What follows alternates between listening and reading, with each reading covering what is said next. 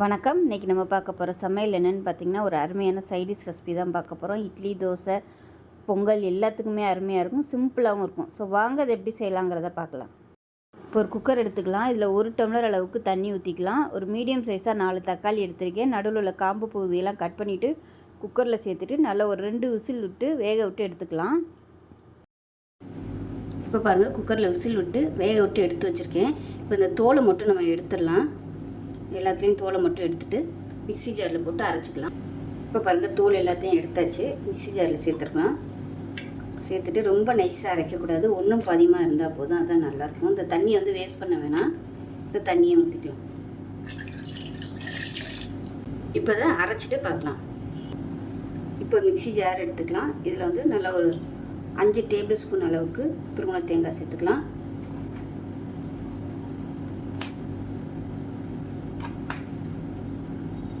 Spoon சேர்த்துருக்கேன். இப்போ இதில் 1 டேபிள் ஸ்பூன் அளவுக்கு பொட்டுக்கடலை சேர்த்துக்கலாம். 3/4 டேபிள் ஸ்பூன் சோம்பு சேர்த்துக்கலாம். இப்போ இதில் ஒரு 3 பச்சை மிளகாயை உடச்சிட்டு சேர்த்துக்கலாம். காரம் உங்களுக்கு எவ்வளோ தேவையோ அதுக்கு தகுந்த மாதிரி சேர்த்துக்கோங்க. இது வந்து நல்லா அரைச்சிட்டு வந்துட்டு பார்க்கலாம். இப்போ ஒரு பேன் எடுத்துக்கலாம். தேவையான அளவுக்கு எண்ணெய் விட்டுக்கலாம். எண்ணெய் சூடாகணும். 1 டீஸ்பூன் கடுகு, 1 டீஸ்பூன் கூட சோம்பு, கருவேப்பிலை இருந்தால் சேர்த்துக்கோங்க. கடுகு வெடிக்க ஆரம்பிக்கும். ஒரு கைப்பிடி அளவுக்கு பெரிய வெங்காயம் பொடியாக நறுக்கி சேர்த்துக்கலாம்.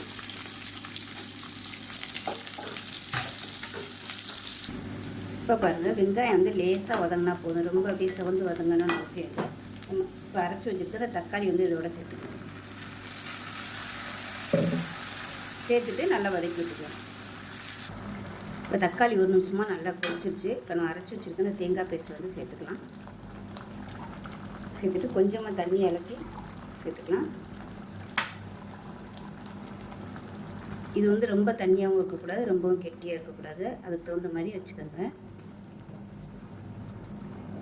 இப்போ நான் இன்னும் கொஞ்சம் தண்ணி ஊற்றி அட்ஜஸ்ட் பண்ணியிருக்கேன். இப்போ இதில் உப்பு இன்னும் சேர்க்கல, உப்பு சேர்த்துக்கலாம். உப்பு கொஞ்சமாக சேர்த்துக்கலாம் தேவையான அளவுக்கு. அதே போல் மஞ்சள்தூள் கொஞ்சம் சேர்த்துக்கலாம். சேர்த்துட்டு கலந்து விட்டுக்கலாம். இப்போ பாருங்கள், நல்லா கொதிச்சிருச்சு. அமர்த்திடலாம். கருவேப்பிலை கொத்தமல்லி இருந்துச்சுன்னா மேலாப்பில் கிள்ளி போட்டுக்கோங்க.